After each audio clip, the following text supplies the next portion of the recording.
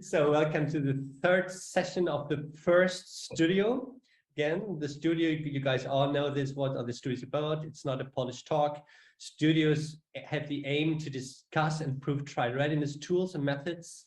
So not results, but tools and methods with regard or improved application in the Ataxia field. So it's getting your hands dirty, discussing methods, no solutions, but just discussions and perspectives. And maybe we can, via those discussions, can improve those methods or the implications to ataxias in the trial readiness field.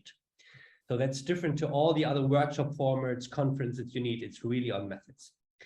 And this first studio we are having, and this is now the third session of the first studio. The first studio is on longitudinal progression modeling of clinical outcome assessments in degenerative ataxias. And we had 3 talks so far. The first one by Christian Rami, the second one by Dieter Hilgers, and today is the third one by Sophie Tezenas.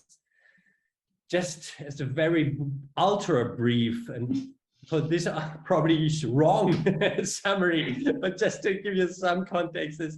So what Christian has been showing us, he has been highlighting the difference between slope versus change models, and he has been, one of his main take-home points was he has been outlining or maybe even highlighting the limitations if you want to use natural history data for sample size calculations in treatment trials. So it's not that you can one-to-one use your natural history data and extrapolate the sample size calculation for treatment trials.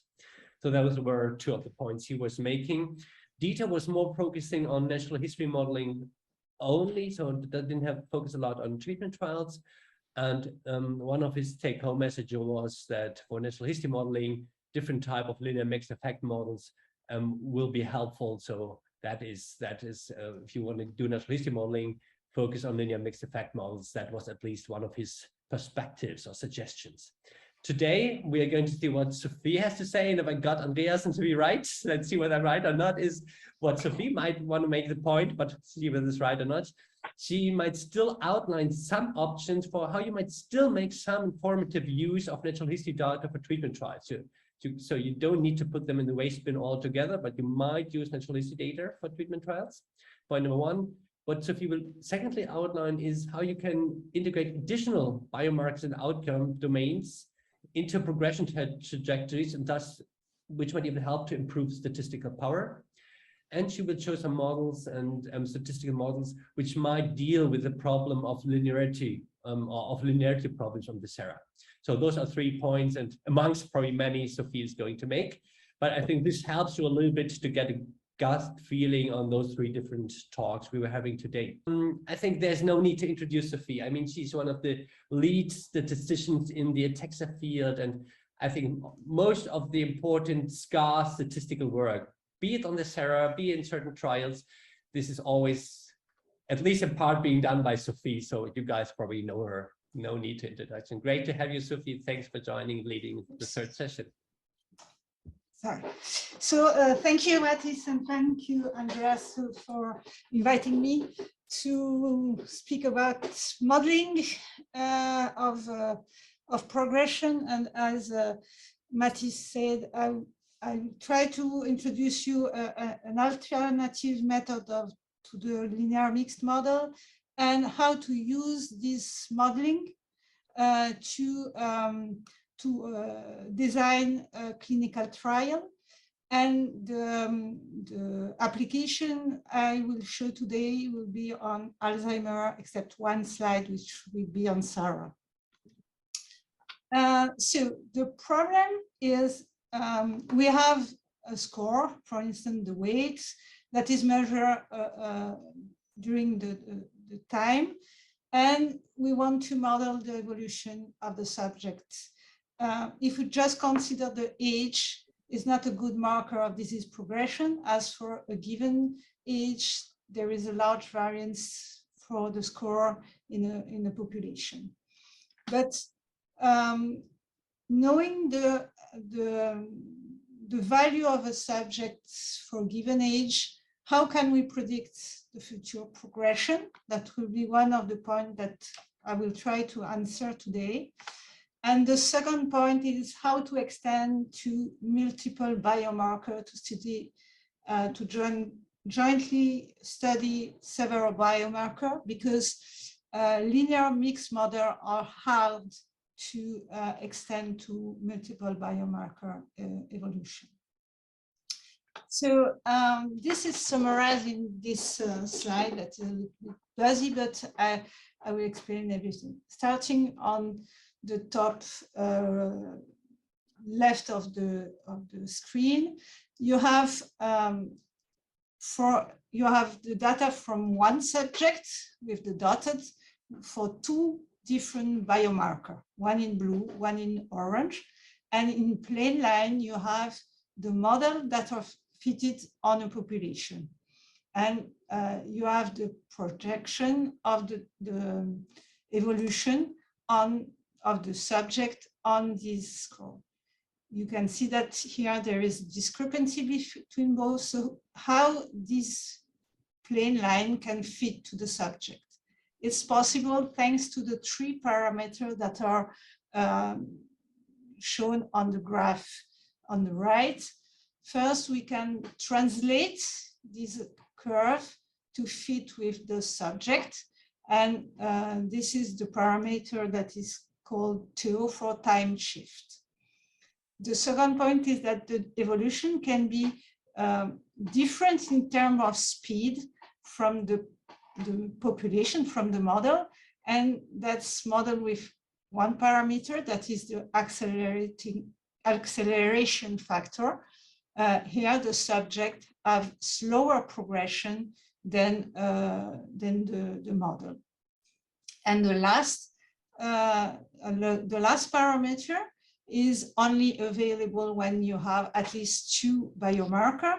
It allows to have an intermarker spacing that is different from the model. You see that the difference here is larger than in this patient. So with an additional parameter, we are allowed to have the curve that are closest, or even to have progression that are reversed for certain patients. For instance, the blue can be below the orange line. So if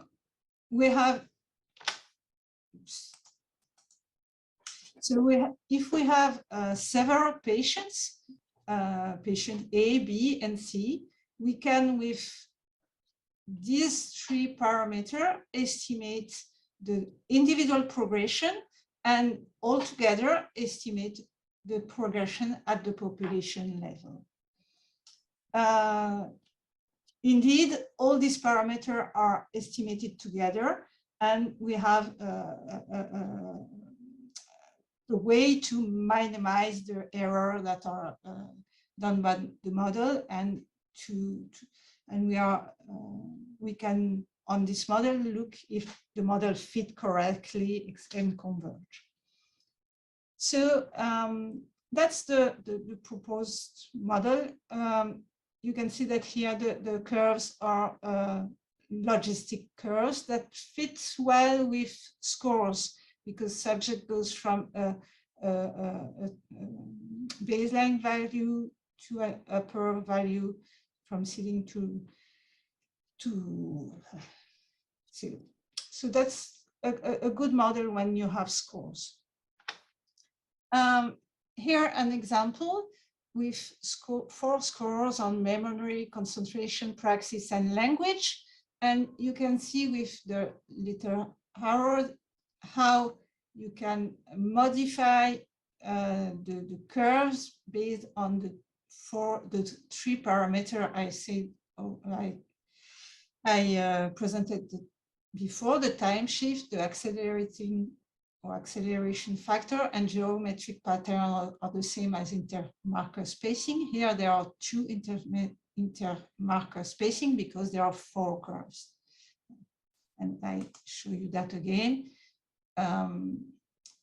Playing on the time shift, you can do the start before, accelerating factor make the curves more rapid or slower, and the geometric pattern, the curves closest or far from one to another.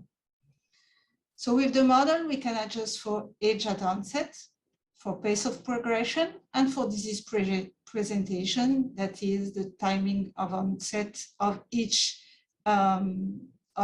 trajectory of each outcome. Sophie, sorry, one question to the previous slide, if you can go one back. Sorry, it's an if I missed a part, or yet to that one. The curves, the sigmoidal curves, which you show in the lower right, were they construed out of the 3 subjects you're showing, or were they come from data elsewhere and you're just relating those 3 subjects relative to the curves? On that slide, they are with all the samples. So imagine you have a sample with only three patients. They are made with these 3. Yeah. And we'll see later that we can add new patients and use the model to predict new patients. But on that slide, you have a sample of subject and you estimate both the population curve and the individual progressions. Thank you. Do not hesitate to interrupt me. I can manage that. And that is an example on Alzheimer that is available freely on this website, where there are here 6 different scores and additional imaging measure. And you can see that with aging, there are alteration in brain metabolism and cortical degeneration and hippocampus, as well as the clinical score. That was done with the ADNI data. And one reason they worked on Alzheimer is that because these data are freely available and that there are a lot of patients. That's okay when you have continuous score. But what if we have scales with some time point, some value of the scores? For instance, if we look to Sarah, but not Sarah at all, but for each items, then, for instance, the slide is on the gait. You have the gait, and I think most of you know the Sarah score. The gait is a score that goes from 0 to 8. Here we have the transition for a 1-point increase.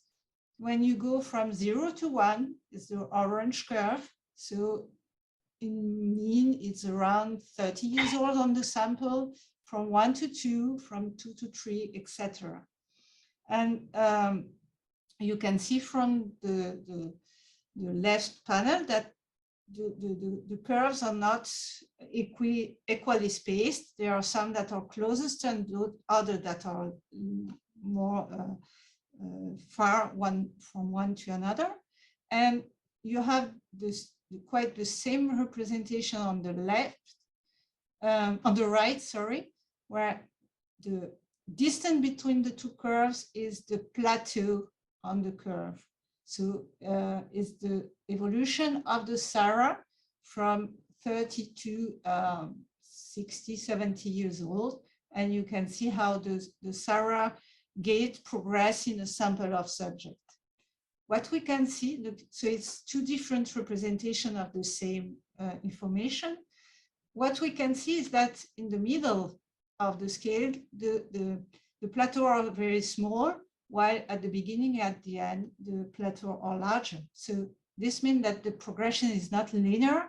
We have a slow progression at the beginning, then fast, and then slower. So it's a way to analyze scores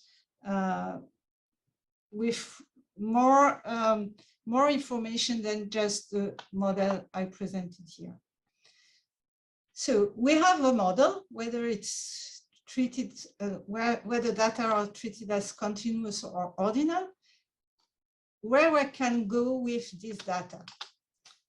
Yeah, just one additional slide to show you the difference. It's another, with another scale, the difference with the same scale treated as continuous or at ordinal. The continuous is the orange and the ordinal is the blue. And you see that you can pick up more information a model that take into account the fact that it's not just a linear evolution. So we have a model. How we can go further? We can forecast the disease progression, and it's the step after we have a new patient and we want to predict their evolution. So, for instance, we have a model that was trained also on an adult still with Alzheimer with 4 scores of biomarker, and we have a new participant with external data. We can report their baseline data at his age. You can see that these data do not really fit with the model, but including the data of the subject, we can predict the model parameters that are relevant or that are close to the data at baseline of this subject. So here it's all the curves are below the general model. So here we have the model that fits for this participant. Now that we have that information, we can forecast the endpoint value at a given follow-up visit. And we can then, if we want to validate the model, look to this discrepancy with this forecast endpoint and the value, the true hidden measures. If we don't have the true hidden measure, I'll see later what we can do. But if we just want to validate the model, we just can compare this value with the true one. And that was done as part of a tadpole challenge. And they have shown that LISPy, which is the software where the model is implemented, has less mean absolute error. So it was better than all other methods that can be used to analyze this data. So we have a model. Sorry, Sophie, can you go? Yeah. That was very interesting, but very quick for us. Yeah. Can you go back to one to two slides? So let me fully understand. You're not aligning. So what we have seen is that this individual subject was not on the sigmoidal curves, which were from the AGI data per se. And what I did not understand is, were you finally aligning the individual data points to those sigmoidal, or were you aligning the curve? We are aligning the curve to this subject based on all other subjects that were used to fit the model. You have a model based on a sample of subjects, and then you can use both the model and all the information that came from the first sample, the sample that allowed to validate the model, and then use this information to adapt the correct model for a new patient. And then when you have the second time point, the longitudinal time point, so in the context where you want to validate your model, you take only the baseline, you hide the follow-up visit, so you predict the follow-up visit just continuing the curve. So this subject is here at baseline, and you define here, it's I think it's 3 years later, you say, oh, the value is there, just continuing on the line. And then you can compare this data with the one you have hidden. Is it okay, or? Yeah, and would you also be able to already detect by this, for example, the influence of treatment? If for example, a subject with this longitude, his second time point does not follow the curve you were expecting, so the error is higher than expected, can you discern? Yeah. So this is right. This might be a treatment effect. It might be a different inter-individual disease course. You can just see the difference, right? Yeah. We can use the model to do that. It was never done It's not FDA approved currently, but it can be done with the model. Yeah. Thank you. Okay, so now we have a model, and we are now able to predict the evolution of a subject or a sample of subject. How can we use that for a trial?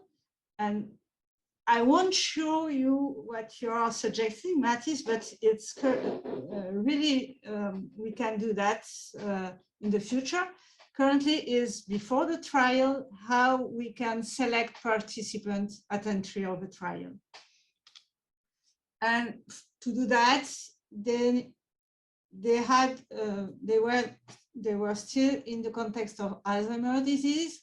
And you know that in Alzheimer's trials, such as in ataxia is also the case, the idea is to include subjects at early stage. So they selected from the ADNI cohort, the subject with early stage. They perform a course map, such as the one I presented, with different biomarkers.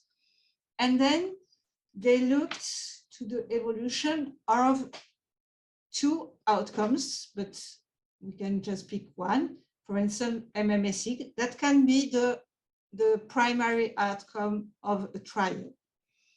And then the idea is to select the subject that have the highest prognosis score. And I explained that on the slide. So you're able to predict the evolution of a subject. And so you can predict the score of evolution. On the left, you have subjects that are quite steady patients that have low prognosis score, while on the right, you have subjects with high prognosis score, which means that they are willing to evolve a lot. And in a trial, if you include steady patients, you will never have a chance to show an effect of a drug, because if the subject won't evolve, you won't see the effect of the drug. So the idea is to select the progressing patients.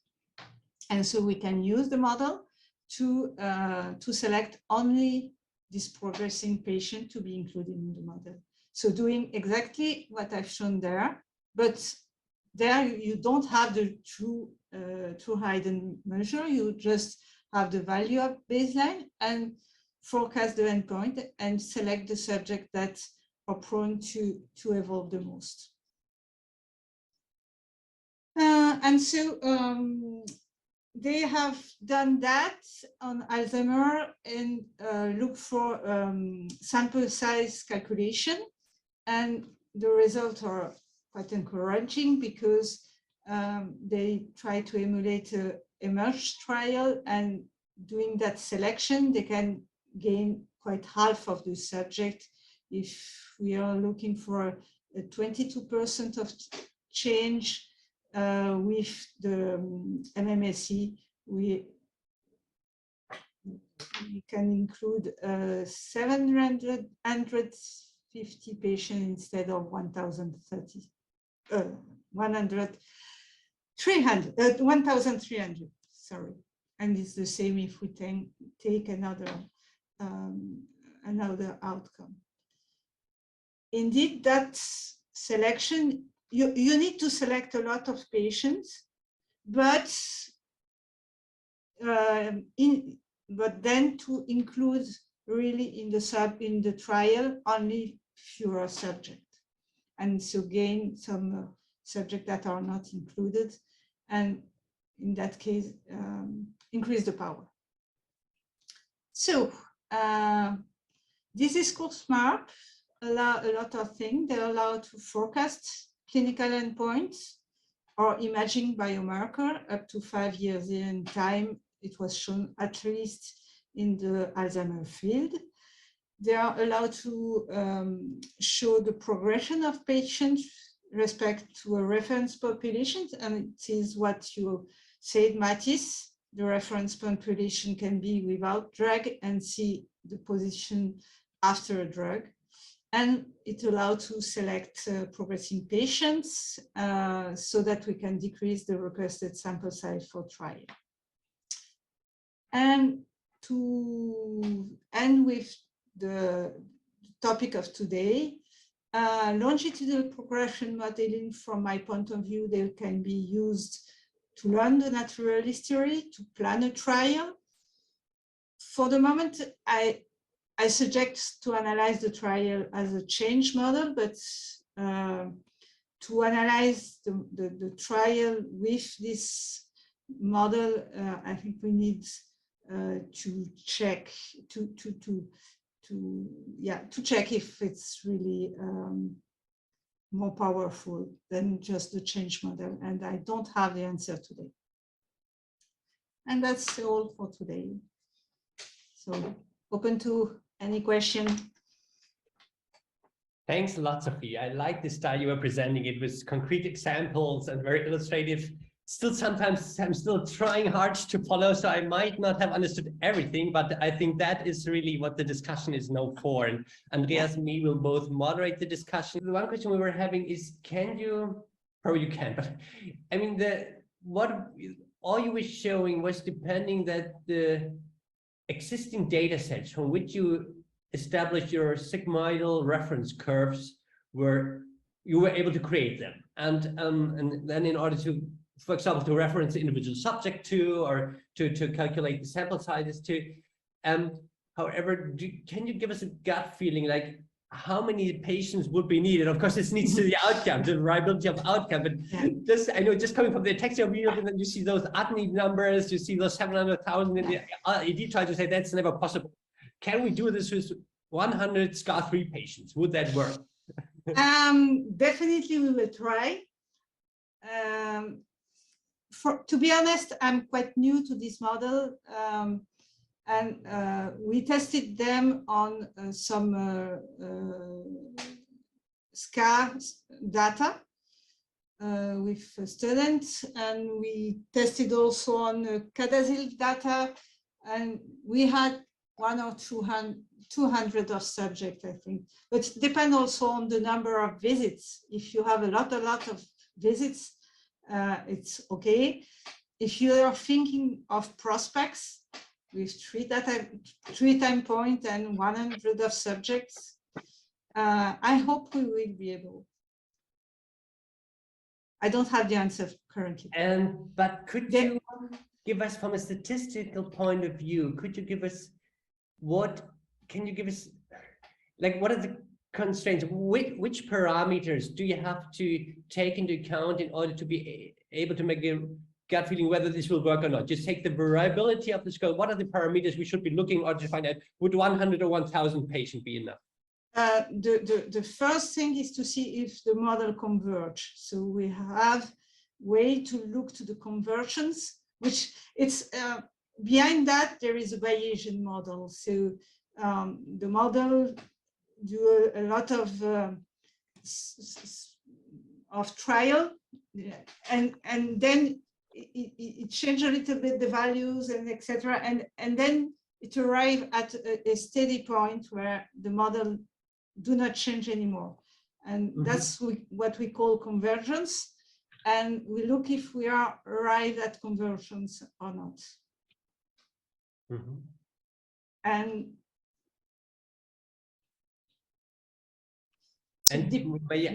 maybe if I may, so one related question to this is, now, can you model by increasing the number of outcomes you integrate in your model? Can you, like, if you take 3 outcomes instead of 1, you can go down by the factor 3 in terms of your sample sizes. Can you give us an estimate on this? I don't think so, but it was not tested, so I don't have the answer.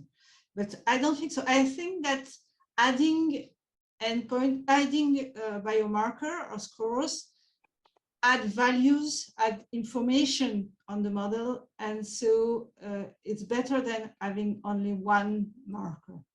The model is done to do multivariate analysis, multivariable analysis.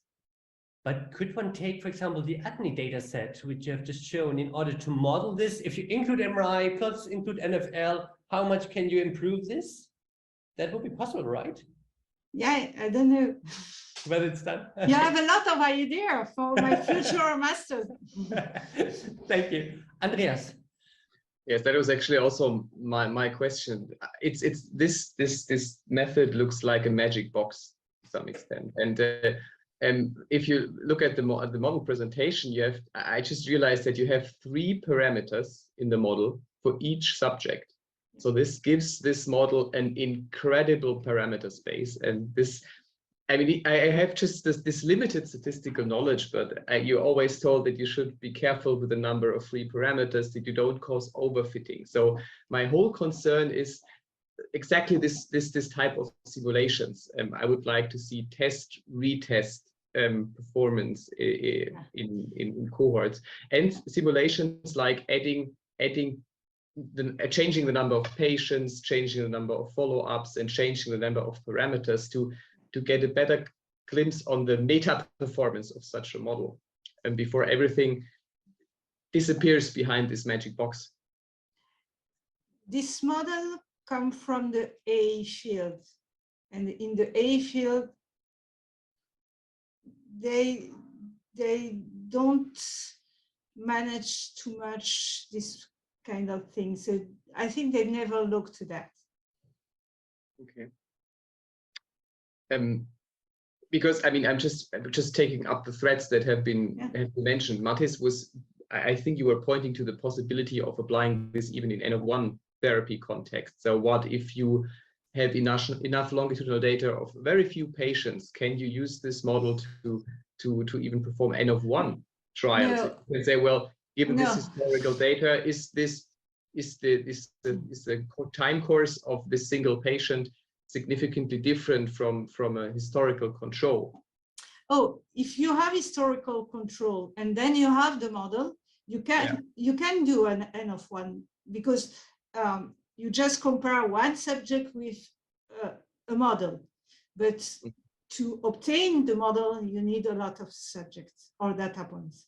Or parameter or biomarkers. So this would be going back to my first question. So it would be great to have this type of, it could even be simulated data, just to get a glimpse of and adding noise and chaos. I mean, this model, in my opinion, makes the assumption that there is a uniform structure behind that it's somewhat, you always have this tau relation, so one value follows the other. Maybe it can be different. So I wonder how sensitive this model is if you add chaos, so non-structure, which is assumed in the first place. So how robust is it against such potentially real-world data? Can you repeat? I'm not sure to have catched the question. If I look at, if I imagine real-world data, I don't. If I just remember patients that I've seen in the memory clinic, like the level of the A-beta ratio of an Alzheimer patients related to the amount of atrophy, there is this assumption that all these parameters in the population average have this ideal model of getting worse with a certain temporal delay, but this is an a priori assumption that this happens in the population, and I wonder how robust this method is against like violations of these assumptions in individual patients. If there is no evolution, the model won't converge. If this evolution is flat, no evolution, the model won't converge, because and we won't use this kind of model, because the first thing that we look before performing this kind of analysis is to look if there is an evolution of the score. So if everybody is tree of SARA for all the evolution of the disease, because the SARA don't evolve in that particular form of disease, we won't use the SARA score and try to think of another outcome that pick up the evolution of the disease.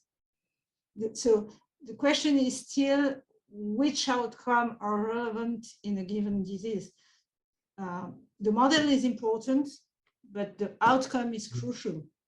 Mm-hmm. Yeah. Next question by Anna and Rosa. We are seeing your questions in the chat, and we will ask you right afterwards. Anna, you go first, please. Okay. Hello. I do love such modeling, but I've got one, a little bit tricky question. But what if the group of a patient with a slower progression of the disease is, for example, likely to have better benefit from the treatment? So we have always kept in the mind that the reaction of the patients on the treatment may be a little bit surprising. So maybe it would be better, for example, to divide patients into subgroups so that we can observe those who we predict that maybe they can have better benefit than those who not. Because I'm a little bit afraid that we may lose some data if we only concentrate on one small group of patients. This is only such a conclusion. Yeah, but if you include the subject that could not benefit from it's about the selection here, the question? Yes. Mm-hmm. If you include the steady patients in the trial, you lower the power of your study. Mm-hmm. So indeed, the progressing patients are different from the steady patients. And having the information on what are the difference, what kind of selection criteria are behind the model, it's important. But for example, when you've got patients with SCA1, I have such an impression that those who have got a smaller CAG repeat number are more likely to benefit from the rehabilitation of the same rehabilitation as those who are of the same age with a larger number of CAG repeat. So sometimes I would believe that those with a smaller number would be selected as those with low prognosis score. Yes, but still they have got they do benefit better from the same rehabilitation. So sometimes the reality can be a little bit different. Oh, yeah, sure. But yeah, sure. The other point is that from an ethical point of view, selecting subject and then saying them, oh no, you cannot be included in the trial can be tricky. So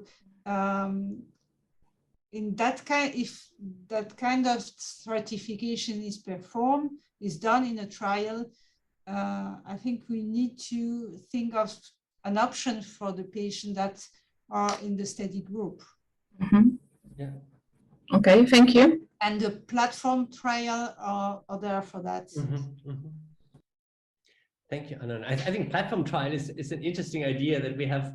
I mean, that might also be the future in SCA, that we go for platform trials for different disease stages. We have different assumptions on the change, but also on the treatments. I think. Yeah, but the price is the power. Yeah, of course, yeah. I think it's really the far future. So it's because I don't want to punish Rosa for writing the chat rather than waving her hands. I want to pick up the first question from Rosa in the chat. And the first question was from Rosa. It was a little bit going to the direction of my earlier question. She's asking, what additional data needs to be collected to produce the same model? I assume, let's, for example, assume for SCA3, then you showed for AD. Scars are so heterogeneous and individual scars may be rare. Would it even be possible at all to generate a similar model? And you said earlier to me, Sophie, you said you're going to try for scars, you're going to try for prospax, and just to let the others know, prospax is in 2 recessive ataxias.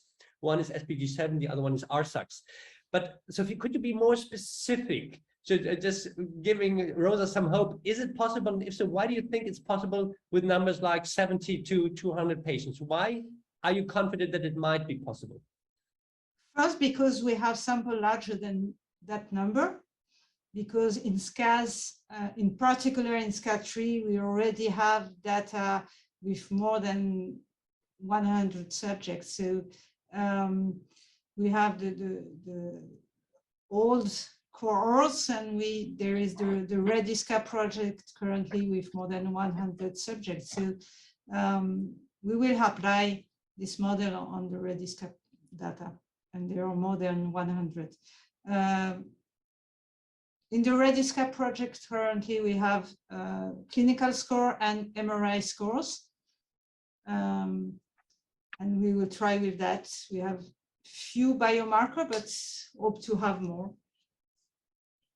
Thank you. Yeah, and for ProSPACs, we have it all. We have the clinical score, we have the fluid biomarker, which is the imaging. So we have a lot of things in totality of outcome. So there we might do this modeling, how much you can improve power by adding outcome modalities. Yeah. Okay, the next one was Kelsey, please. Great presentation. I have a question regarding the forecasting disease progression, where you show the example by 3 steps. So I just want to clarify that if I understand correctly. So the 4 dots are from 1 patient, and for 4 biomarkers. So and you tune the parameters in order to have the curve fit well with the data. Is that correct? Exactly. Okay, so if I have multiple patients where we have many dots, so did you just manually change the parameter here, tune the parameter here to visualize how the data, the curve fits the data? Or did you use some underlying or some algorithm or criteria behind the software where you can choose the best fitted curves? It's not manually, it's the subject is included in the software and gives the forecast, and indeed it can be done not only for 1 patient but for a sample. Okay. That was what was done on this this study. It's on a sample of subject, they selected those that were fast progressing and those that were steady, and it was done simultaneously for all the subjects and not manually. Okay, and another question is at this slide where you said step 3 and measure the discrepancy with the 2 hidden measurements. So what I understand is that while you first predict what's the score at age of 80, and once you really have the follow-up with it, and you compare what's your prediction with your true value. So after that, did you tune your model based on the additional data you get? What do you mean by tune? So because it depending, so I just want to know, how did you use the discrepancy you measure by comparing the truth with the follow-up visit value? Here in what I've shown on this slide is just the difference between the observed and the forecast value, and that allow to measure an error, and then just compare between method the error that between the different the mean error between the methods.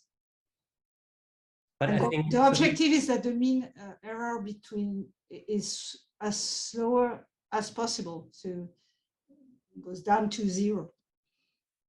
But I think Kelsey's, I think Kelsey's question was, if you add data to your model and you see that the longitudinal data do deviate, so cause an error to what you have assumed. I think Kelsey's point is you might use a different type of model, or you might feed this back and improve the modeling by the individual subject. Yeah, sure. The model can be improved, but it will be changed, and then. But it can learn from a new subject and be improved. Yeah.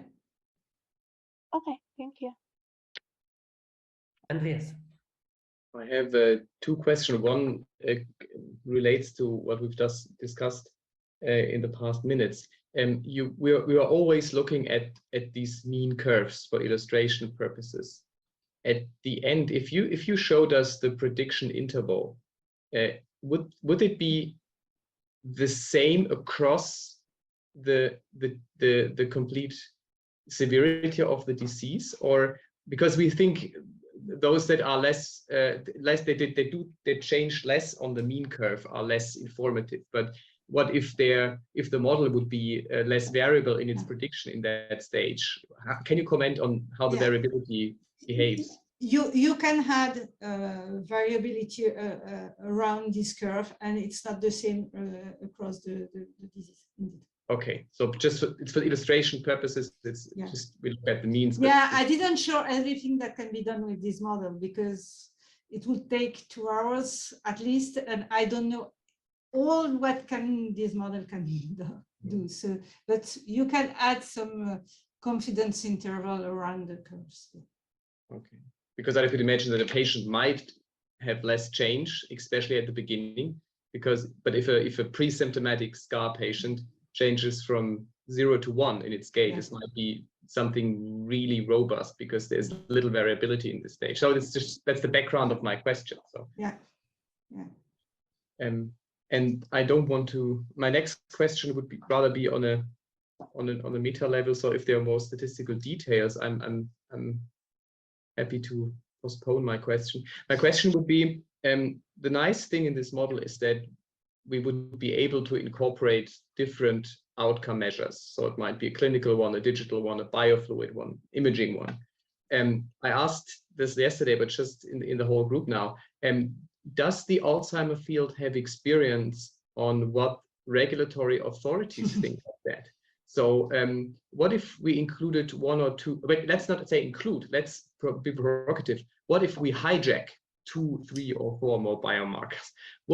What quality level do these biomarkers have? I mean, in Alzheimer's, imaging could be secondary outcome measures, for example, like A-beta imaging, but is there any experience what regulatory authorities want?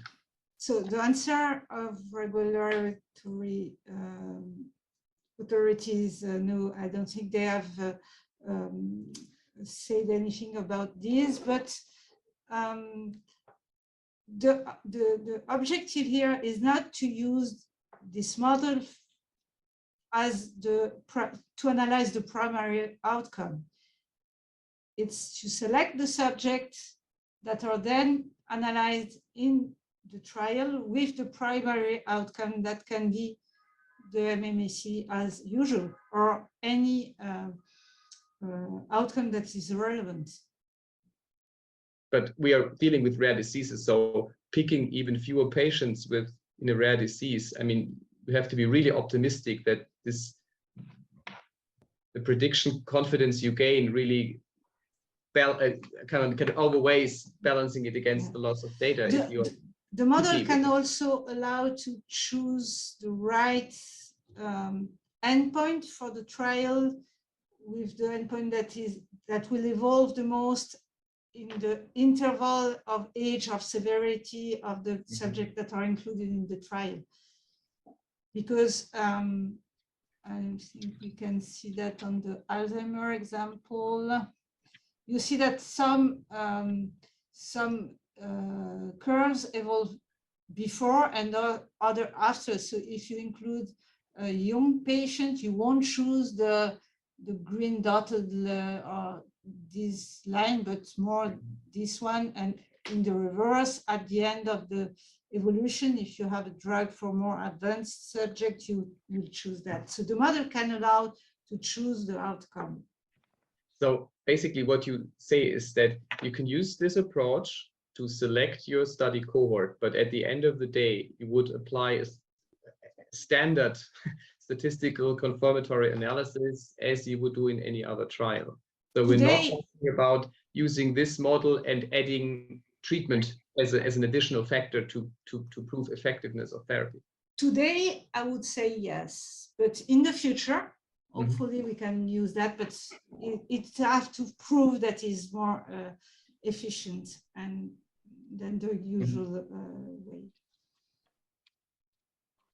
Thank you. I would like to take the last minutes of the discussion to bring it to the level, and maybe already close the circle a little bit to the first talk from Christian, now closing the circle to your talk. And let me try to start a little bit with provocative points or questions. So you were concluding by you can use natural history data to optimize trial planning. And one of the main points, and I love this point, is you can do so while focusing on progressing patients. And whether they're progressing or not, you do know this via the natural history data.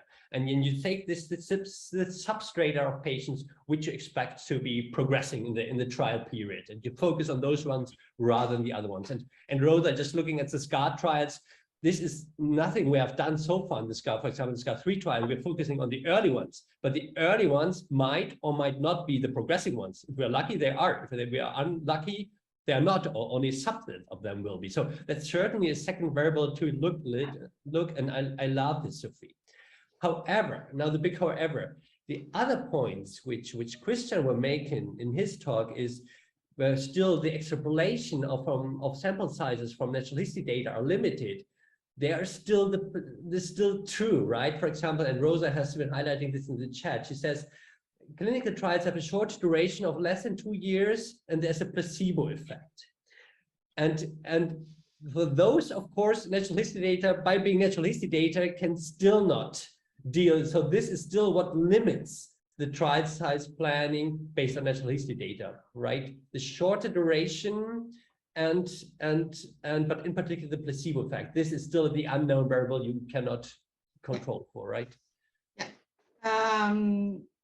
If we could have data from the placebo group of previous trial, that would be perfect. Yeah, that would be perfect. Then we have both factors. And it's the case for Alzheimer, for instance, or Parkinson. They can have access to this data. From the SCAR field is more difficult currently, but if we have this kind of data, it would be really interesting.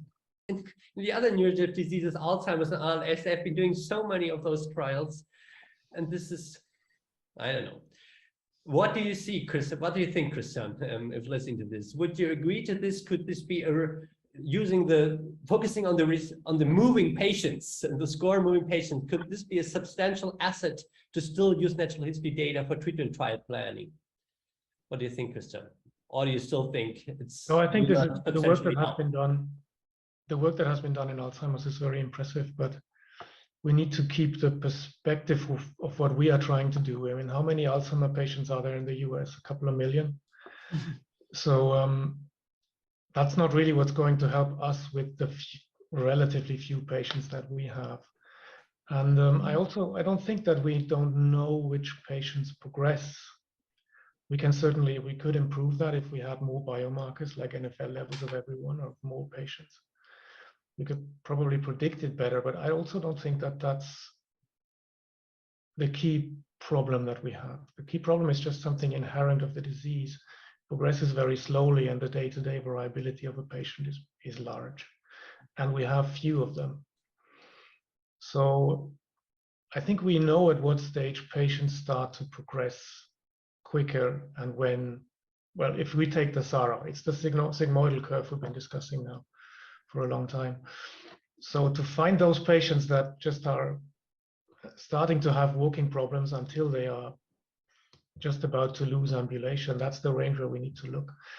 And such models might help a little bit with that, but probably not. They're probably not going to be the key in the scars. That's my opinion to it.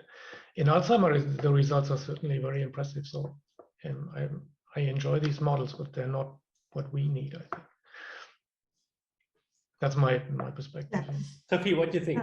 No, I think that the result that I show on Alzheimer is only because the data of Alzheimer are freely available, and that the person that developed this model in my team had this data freely accessible. So we can use them in the context of scars.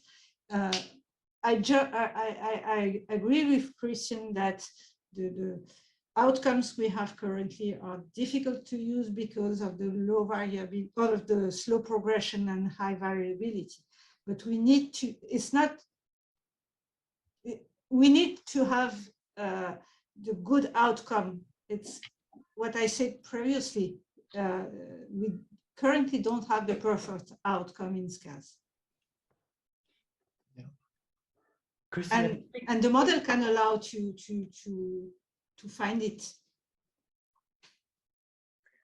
Christian, have you been trying on the FA data sets? I mean, you have access to large numbers of FA. FA is larger than most of the other diseases we're talking about here.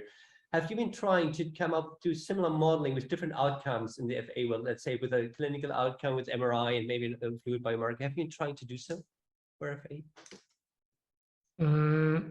Not beyond what everyone would know anyway, like the repeat lengths or age of onset, and we know how predictive they are, and we also know their limitations. No, the simple answer is no. I don't know more than anyone else here.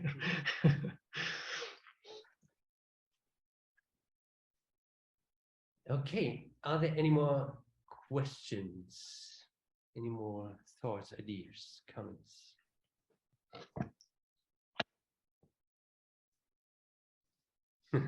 Gülin is writing in the chat, very thought-provoking question. Thank you. She can't wait to approach to test this approach with longitudinal radiscar data. Yeah. Same is true with the longitudinal prospects data. Let's see. Maybe we can prove Christian wrong and become more optimistic. Yeah. Can I squeeze in one more question? Sorry, this is Minhua. Yeah. Are there any correlation modeled or taking into consideration between the different biomarkers or between the different curves? The model take into account that with the interspacing. Okay. It take into account the relative evolution of each biomarker. Thanks. Okay, thank you, Sophie. Thanks to everybody for this very lively, vivid discussion. Before I close, I would like to make two invitations. The first invitation, so this was the third session of the first studio, and this studio was of longitudinal modeling of ataxia data. And from hearing of those sessions, and maybe you're going to YouTube and have a look at the recordings, if you have the feeling that there's certain specific questions which we should have another session upon, or maybe you have a suggestion or solution or an approach you would like to discuss. So whatever it is from the first three sessions you would like to have a deeper discussion upon, a solution, a question, whatever, where you think we need to come up with synthesis, please let us know. We discussed to have a fourth session to this studio after the summer break, so in September. That's invitation number one. Invitation number two is, this was just the first studio, and we can have different studios on all types of methodological questions. And those might be MRI imaging methods questions, or maybe on exemplary data sets, maybe from Gülin and others. They might be other clinical outcome methods questions, approaches, discussions. So this is really the studio. This was just the first one, and we are happy of more to come from the AGI. Please let us know your suggestions. And even if those suggestions are just starting points, we can still discuss on how to make it a studio discussion to deepen it. Just let us know. That's an open discussion for those methods questions you think will be of large help for the methods and tools of the trial readiness field. With this, thanks a lot for joining today, for joining the last two sessions, and all of you have a great summer break. Again, Sophie and Christian and Dieter in absence, many thanks for spending your time, helping us, discussing with us. It's really valuable. Thanks a lot. Yeah, thank you very much. Thank Thank you. you. Bye-bye. Bye. Bye.